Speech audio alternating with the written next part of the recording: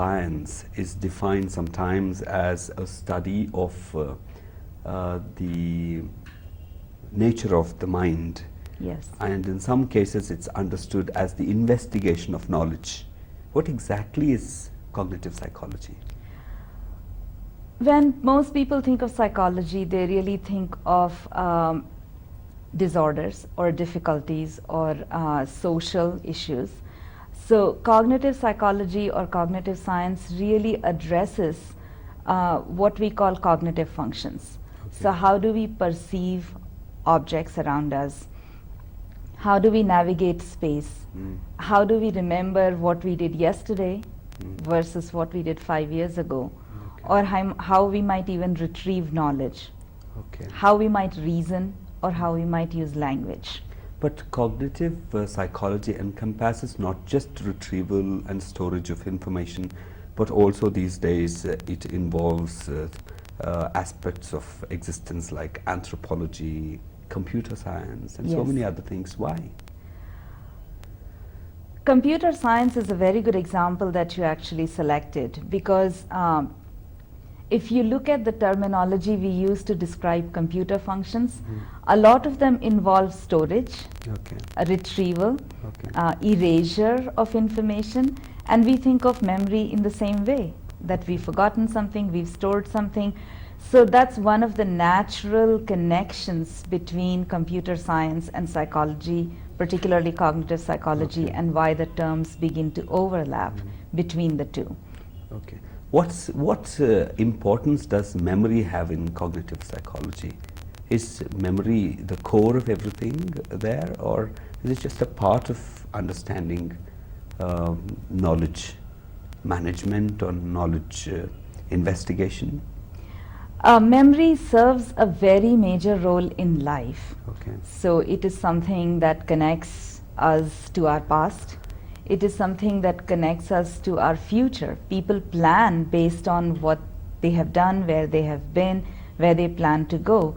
So it serves as a connection or a thread across one's lifespan, across history, in fact. You know, Okay. we store information from history, we pass it on, either verbally or in written documents or in very formal written documents. So memory serves a very fundamental function in life, and that's reflected in the way we study the function of memory within the broad spectrum of cognitive science. Till the advent of psychiatry, psychology was understood as the art of understanding Yes. mind and the soul. But now with psychiatry and the treatment of patients with disorders, with medicines, and with the advent of modern psychology and now cognitive psychology, don't you think that you are actually trying to bring it down to empirical terms, like something that's more measurable, like memory and behavioral patterns and so on, and probably the essence of psychology is lost in the whole process? To the contrary, I think the essence of psychology is finally being brought to the center of our understanding. How? Because it's very interesting you mentioned that psychology was understood as an art that investigated the mysteries of mind. Okay. Mysteries can be understood only so far when we use speculation or introspection or even debate. But at the end of the day, we have to test all of those ideas. Because you have otherwise, to test it all, because some things may not, some testing methods may not have evolved to such an extent to actually test some things. Probably you are testing something with your limited testing abilities, and probably, if at all, the thing that you are proposing to test doesn't fall under the purview of the limitations of the testing methods, then probably that you ultimately might debunk it by saying that it's a myth, or yes.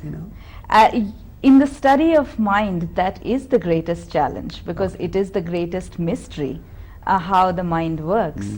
But to say that it is difficult to test, therefore, what would be the point is not going to take us forward. But could it also be that, because mind was not available, at least till very recently, to verification or testing. And nowadays these testing methods have been brought in only to bring some semblance of credibility to psychology. I think that's a very good skeptical way of questioning the entire enterprise. Okay. And questioning is good because, you know, it keeps scientists on their toes. And scientists question themselves perhaps more than people who are not doing this business. But without investigation, without proving ourselves wrong, it is difficult to, it is not even possible to know whether we are headed in the right direction to understand these issues. But for a very long time, of course, mind was not understood at all. It was a mystery, and still it has remained a mystery to a very large extent.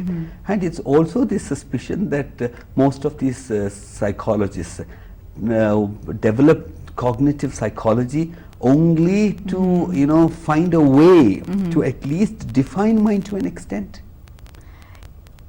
I would use an analogy here to really address the issue of the enormity of this enterprise. We are very eager to understand the universe. So that is almost at the other end of the continuum from our own mind, which is internal to us. So yes, this is a very difficult goal to set up for ourselves to investigate, but it is the most fascinating challenge. But why hasn't it been possible, even with cognitive psychology, to define mind in any way that any man or woman or person existing with the awareness of a mind has been able to accept the definition? To begin with, mind is a very large concept, and that is where... But don't you think that itself is quite defeatist? No, in fact, it is recognizing it's too large, it's abstract, and so that you say, no, we'll wait for a while to define it. We'll talk about other things. I think it's very important to understand the magnitude of the problem that you're trying to investigate. And one of the very important functions that a field like cognitive science serves is to recognize the magnitude and find ways of making it manageable. And that's why we break down the functions of the mind into very broad categories like language, memory, attention, reasoning, intelligence to some extent within this broad spectrum. And once we start recognizing that our mind is involved or subsumes all these major functions, and then we take each of these functions and start studying each of these in depth, we are obviously taking the reductionist approach that science does take. And when you take a reductionist approach, you do lose certain epiphenomenal properties that make up what we call the mind. But we then do make it something that we can study. Because mind is integral to everything that is to human existence. But still, you know, like we have not even been able to surmount even 1/10 of the height that we are supposed to reach. And don't you think it's such a big challenge to even forget about the ordinary psychologists or psychiatrists, like at least the cognitive psychologists who've been able to at least, you know, fathom things in a different way? Yes, we are. But are they all aware of such a challenge that's in front of them? Without a doubt. That to be able to talk about as if they know about the mind by not even exactly knowing what it is and how it is, and still in the process of understanding things. Without a doubt, cognitive scientists understand the magnitude of the problem that they are studying, and that's one of the reasons why the field is becoming increasingly interdisciplinary. So earlier you brought up the point of how is it that computer science and cognitive psychology and neuroscience and neurology and psychiatry are interconnected in so many ways. It is because scientists working in all these different fields recognize that there is not one single way to understand a problem that is as mysterious, deep, and enormous as understanding the human mind. But there is also this complaint that cognitive psychologists depend too much on statistics and experiments. What do you have to react to that? It is statistics and experimentation are two of the most beautiful tools we have to understand. But statistics have this fantastic feature of being wrong most of the times, right? Statistics is probabilistic, Yeah. and when you're working with probability, we know that there is a certain chance that we would be wrong. Okay. But then it tells us the extent to which we could be on the right track. Okay. It's a very smart way of approaching. Because human behavior is transient and people keep changing, and people also in cognitive psychology itself, that you've understood very well, that people react in different ways in different environments. So how does experimenting work at all? Because you are experimenting under set situations and Yes. circumstances, Yes. and in a certain environment. Yes. So probably the results that you get in a lab would be entirely different from what it could be in the open, where the same person would be in a different environment or I'm very glad you situation. raised this issue, because this issue is not unique to cognitive science, Okay. cognitive psychology, or for that matter, any aspect of psychology. Okay. This is true of any science. We have to bring, whether it's physics, chemistry, or any other discipline, we have to bring the phenomenon into the laboratory so that we can understand, we can control the parameters that might be affecting the phenomenon. After controlling... In a controlled environment, don't you think that the results would also be predetermined to an extent? the results... That if with this kind of what do you say, mind Outcome might can happen. react in this way, and I would probably put that it differently. I would say that we are in a much stronger position to draw inferences that are likely to be correct and to draw likely causal to relations. what is the percentage of the likelihood? Well, that's where statistics comes in. You test 30 people on a particular in a particular experiment, and you estimate statistically how many are performing in a particular way. But don't you also think that probably you psychologists could be very wrong sometimes? Who is not wrong? But don't you think it's quite scary when it happens in the lab of a cognitive psychologist? Well, that's why we have something called replication. Okay. There is not a single experiment where we get something very interesting, potentially very important and informative that just stands as a single experiment. It's always a series of experiments that converge on a particular outcome.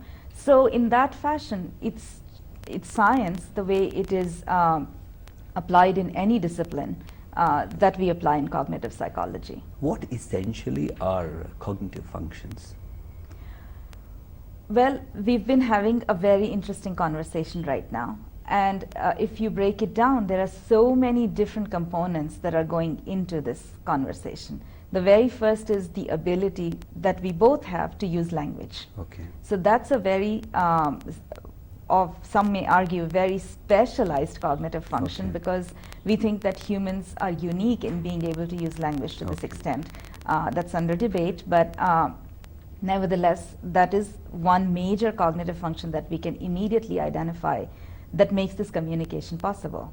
And then we are keeping track of what we discussed 10 minutes ago, Okay. and we are planning what we might be in each of our own minds, what we might be discussing 10 minutes from now. So there is a lot of planning, a lot of strategy. Those are cognitive functions, and there's a lot of memory Okay. in keeping track of all that. So each of these are cognitive functions that make communication possible. So it's basically the cognitive functions are to do with communication alone, in terms of information and communication, or it's also to do with some other psychobiological functions which you speak about?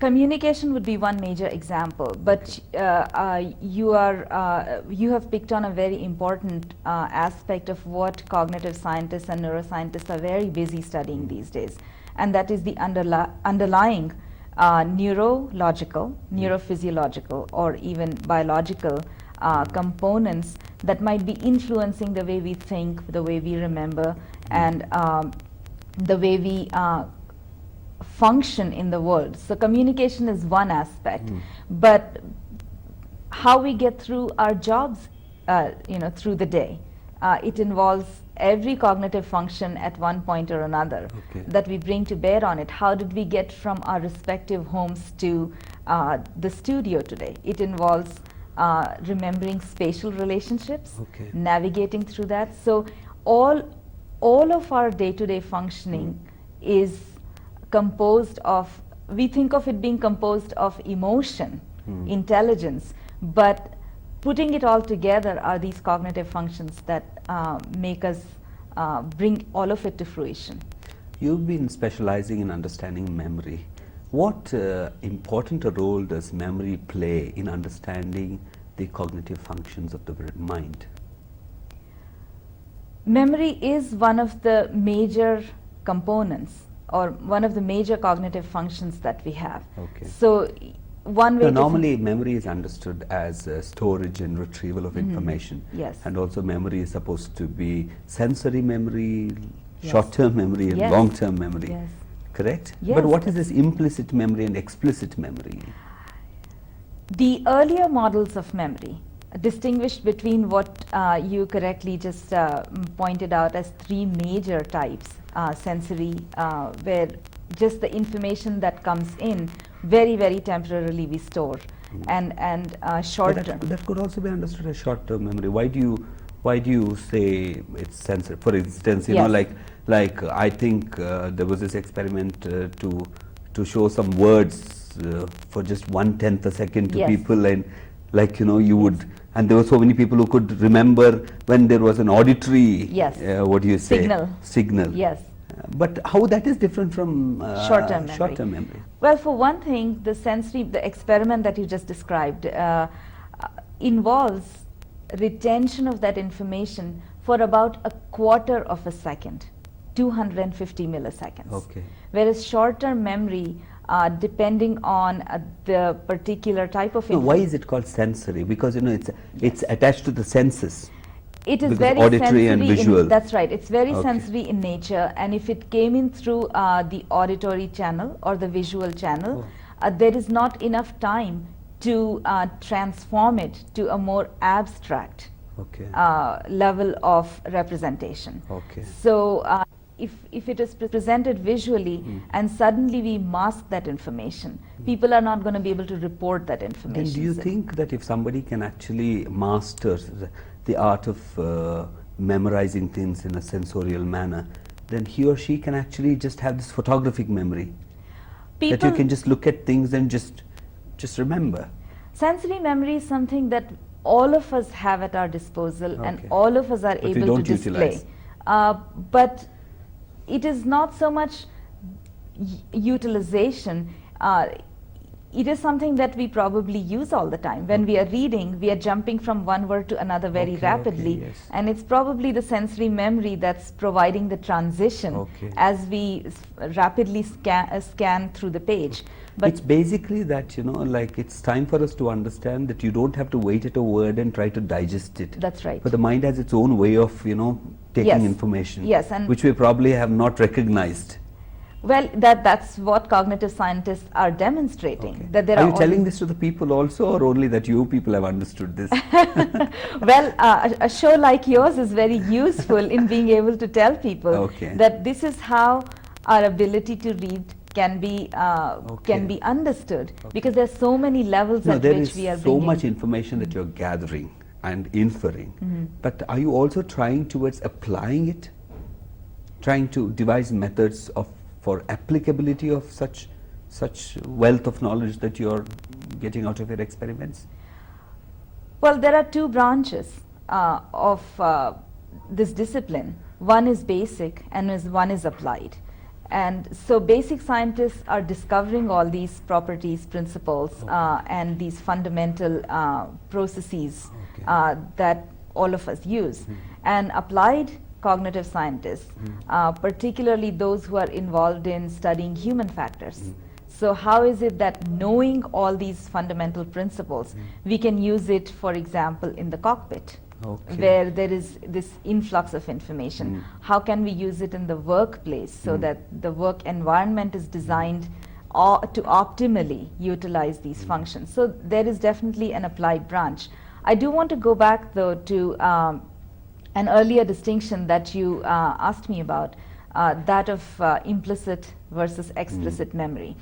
That is a distinction that came to be understood very dramatically about 2 or 2.5 decades ago, when cognitive psychologists started studying the disorder of amnesia.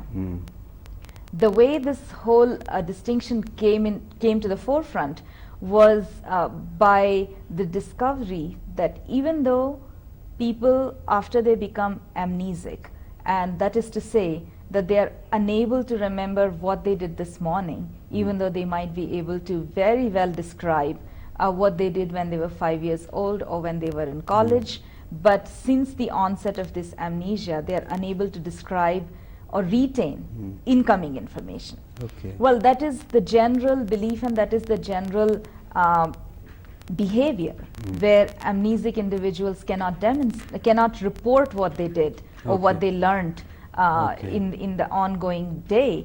But if they are probed indirectly, so if they're given a task that utilizes information that they did learn, they're able to demonstrate memory for it in doing that task. So there is something implicitly that they have retained. That means implicit learning happens no matter what. Whether you consciously record your learning or not, the learning happens. It is under debate whether the nature of that learning is the same as when you have conscious access to it. Although that's under debate, it is very well documented that implicit learning happens, whether or not we recognize it. And this is not true only for people who've become amnesic. It's true for you, it's true for me. How do people remember things? And why do people forget things? Why do people forget things is almost a more interesting question, I would imagine, to our viewership as well, because people really worry about why they forget as much as they do. Well, I have good news. Forgetting serves a very important function. Because, well, you don't want to remember every painful event of your life. It is good for it to fade and recede, so that we can function, normally in a healthy way and in a happy way, hopefully. And it is also useful because we live in an environment that has so much information overload. So in order to manage what we need to manage efficiently, it is adaptive to forget some things that are not so useful anymore. But don't you think it's like it is difficult to remember some things deliberately? It is as difficult to even forget things if you really want to forget something. And like they say, the more you want to forget something, the more you retain the information. The more you want to remember something, the more you forget it. That's very true. Why does it happen? Because there's a very fundamental memory principle that underlies the dilemma that you just described. The more we want to forget something, the more we bring it to mind by telling ourselves we need to forget it. And by doing so, we are rehearsing it. So by rehearsing it, we are repeating the purpose. That's right. But what about at the same time wanting to remember something and forgetting? Well, that is more complex, of course. Sometimes we forget because we have too much to remember. Often we forget because we have too much to remember. How is it in some cases people forget the most important thing and remember everything else? It seems that way when we do forget something that's of importance. Like, you would have even made a note of it. You would have told everything about it. Like, somebody, he would wake up for every other reason in the morning, but the day he's supposed to catch the train, he wakes up late. Well, what I can suggest is when people go through that experience, they should track how often they forget unimportant things. And they will discover that they forget unimportant things more often than they forget important things. So it's not an extraordinary thing to forget? No, it is not at all extraordinary. And forgetting important things is not more likely. In fact, it's less likely. But when it happens, we notice that. Is it also true that with age that you become more forgetful? That is definitely the general perception. Okay. People say they have senior moments Okay. when they are unable to remember things that they fully intended to remember. And it is true that with age, there is some forgetting, and it's normal. It's nothing to worry about. In the normal course of things, you know, every other function declines when we age. So there is nothing unique about, you know, having some forgetfulness. That's very common. We also have to remember that as we age, we have much more to remember. Okay. So when we have much more to remember, Yeah. percentage-wise, we are not Okay. forgetting as that's much. a very positive But thing. it just feels that way. And I think once we recognize that this is a normal Okay. course of things, then I think people are going to be less worried. And if they're less worried, they're less likely to forget. Yeah, but when we talk about memory, we also speak about psychological disorders. Are they actually disorders or disturbances? Because it's very easy for us to brand something as a disorder. Could it be just the disturbance that sometimes is understood as a disorder and, you know? I think you're right, this is a matter of terminology. And I think terminology comes into existence because it serves a certain purpose. Okay. And when we talk about it as a disorder, No, the in moment you common- tell somebody you have a Yes. memory disorder, yes, it is more difficult for Yes. somebody to cope with That's- than when you say you have a disturbance. Like your memory has been disturbed, probably, which can be set right. Then it's much easier for a common man to handle it. you are absolutely correct. I think how we present a problem can definitely influence how people are able to cope with it. Okay. But if there is a disorder that is fairly substantial, Hmm. I think it is important to recognize it that way because Okay. we make proper adjustment Okay. once we recognize it. But are there ways to improve one's memory to bring it to the optimum level? There are Is na- there something called optimum, memory level at all? I think the optimum level for each individual would be defined Okay, differently okay. Within the context of their own lifestyle, Hmm. their own ability, and their own goals. Okay. And I think keeping one's own goals Yes. in perspective is very important. And there are definitely ways to improve memory. There are strategies, there are mnemonic techniques, there are methods, and all of those are useful. And the most important thing to keep in mind is to keep one's goals in mind. Dr.